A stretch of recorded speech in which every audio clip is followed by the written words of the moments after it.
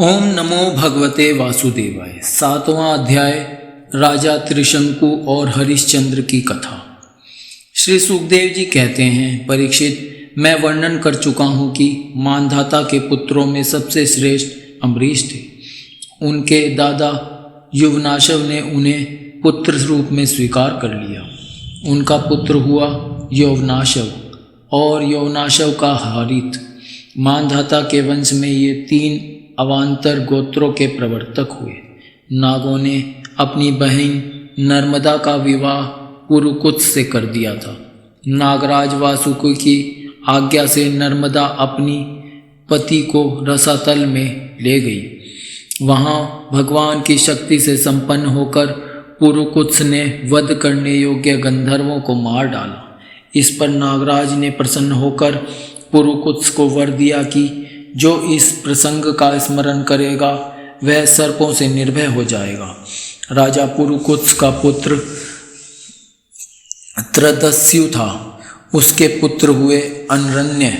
अनरण्य के हर्यशव, उसके अरुण और अरुण के त्रिबंधन हुए। त्रिबंधन के पुत्र सत्यव्रत हुए। यही सत्यव्रत त्रिशंकु के नाम से विख्यात हुए।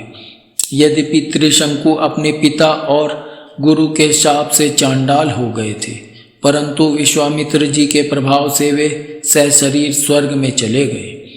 देवताओं ने उन्हें वहां से ढकेल दिया और वे नीचे को सिर किए हुए गिर पड़े, परंतु विश्वामित्र जी ने अपने तपोबल से उन्हें आकाश में ही स्थिर कर दिया। वे अब भी आकाश में लटके हुए दिखते हैं।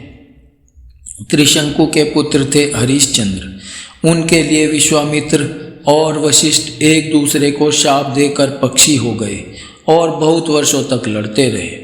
हरिश्चंद्र के कोई संतान न थी, इससे वे बहुत उदास रहा करते थे। नारद के उपदेश से वे वरुण देवता की शरण में गए और उनसे प्रार्थना की कि प्रभो, मुझे पुत्र प्राप्त हो। महाराज, यदि मेरे वीर पुत्र होगा तो मैं उसी से आपका यजन करूंगा। वरुण ने कहा, ठीक है।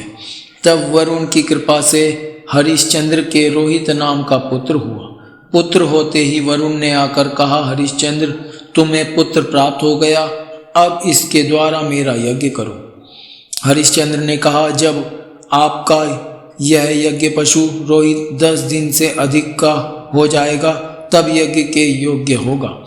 10 दिन बीतने पर वरुण ने आकर फिर कहा, अब मेरा यज्ञ करो। हरिश्चंद्र ने कहा, जब आपके यज्ञ पशु के मुंह में दांत निकल आएंगे तब यह यज्ञ के योग्य होगा। दांत उगाने पर वरुण ने कहा, अब इसके दांत निकल आए, मेरा यज्ञ करो। हरिश्चंद्र ने कहा, जब इसके दूध के दांत गिर जाएंगे तब यह यज्ञ के योग्य होगा। दूध के दांत गिर जाने पर वरुण ने कहा, अब इस यज्ञ पशु के दांत गिर गए, मेरा यज्ञ करो। हरिश्चंद्र ने कहा, जब इसके दोबारा दांत आ जाएंगे तब यज्ञ पशु यज्ञ के योग्य हो जाएगा। दांतों के फिर उगाने पर वरुण ने कहा, अब मेरा यज्ञ करो। हरिश्चंद्र ने कहा, वरुण जी महाराज, क्षत्रिय पशु तब यज्ञ के योग्य होता है जब वह कवच धारण करने लगे। परीक्षित, इस प्रकार राजा हरिश्चंद्र पुत्र के मोह से हिला हवाला करके समय टालते रहे। इसका कारण यह था कि पुत्र स्नेह की फांसी ने उनके हृदय को जकड़ लिया था। वे जो जो समय बताते वरुण देवता उसी की बाट देखते। जब रोहित को इस बात का पता चला कि पिताजी तो मेरा बलिदान करना चाहते हैं, तब वह अपने प्राणों की रक्षा के लिए हाथ में धनुष लेकर वन में चला गया। कुछ दिन के बाद उसे मालूम हुआ कि वरुण देवता ने रुष्ट होकर मेरे पिताजी पर आक्रमण किया है, जिसके कारण वे महोदर रोग से पीड़ित हो रहे हैं। तब रोहित अपने नगर की ओर चल पड़ा, परंतु इंद्र ने आकर उसे रोक दिया। उन्होंने कहा, बेटा रोहित, यज्ञ पशु बनकर मरने की अपेक्षा तो पवित्र तीर्थ और क्षेत्रों का सेवन करते हुए पृथ्वी में विचरना ही अच्छा है। इंद्र की बात मानकर वह 1 वर्ष तक और वन में ही रहा। इसी प्रकार दूसरे, तीसरे, चौथे और 5वें वर्ष भी रोहित ने अपने पिता के पास जाने का विचार किया, परंतु बूढ़े ब्राह्मण का वेश धारण कर हर बार इंद्र आते और उसे रोक देते। इस प्रकार 6 वर्ष तक रोहित वन में ही रहा। 7वें वर्ष जब वह अपने नगर को लौटने लगा, तब उसने अजीगढ़ से उनके मझले पुत्र शुनैशेब को मोल ले लिया और उसे यज्ञ पशु बनाने के लिए अपने पिता को सौंपकर उनके चरणों में नमस्कार किया। तब परम यशस्वी एवं श्रेष्ठ चरित्र वाले राजा हरिश्चंद्र ने महोदर रोग से छूटकर पुरुषमेध यज्ञ द्वारा वरुण आदि देवताओं का यजन किया। उस यज्ञ में विश्वामित्र जी होता हुए परम संयमी जमदग्नि ने उधर्वयु का काम किया। वशिष्ठ जी ब्रह्मा बने और अयास्य मुनि सामगान करने वाले उद्गाता बने। उस समय इंद्र ने प्रसन्न होकर हरिश्चंद्र को एक सोने का रथ दिया था। परीक्षित, आगे चलकर मैं शुनैशेब का महात्म्य वर्णन करूँगा। हरिश्चंद्र को अपनी पत्नी के साथ सत्य में दृढ़ता पूर्वक स्थित देखकर विश्वामित्र जी बहुत प्रसन्न हुए।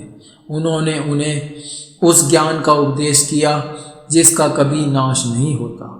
उसके अनुसार राजा हरिश्चंद्र ने अपने मन को पृथ्वी में, पृथ्वी को जल में, जल को तेज में, तेज को वायु में और वायु को आकाश में स्थिर करके आकाश को अहंकार में लीन कर दिया।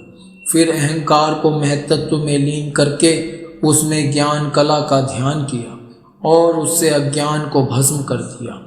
इसके बाद निर्वाण सुख की अनुभूति से उस ज्ञान कला का भी परित्याग कर दिया और समस्त बंधनों से मुक्त होकर वे अपने उस स्वरूप में स्थित हो गए जो न तो किसी प्रकार बतलाया जा सकता है और न उसके संबंध में किसी प्रकार का अनुमान ही किया जा सकता है।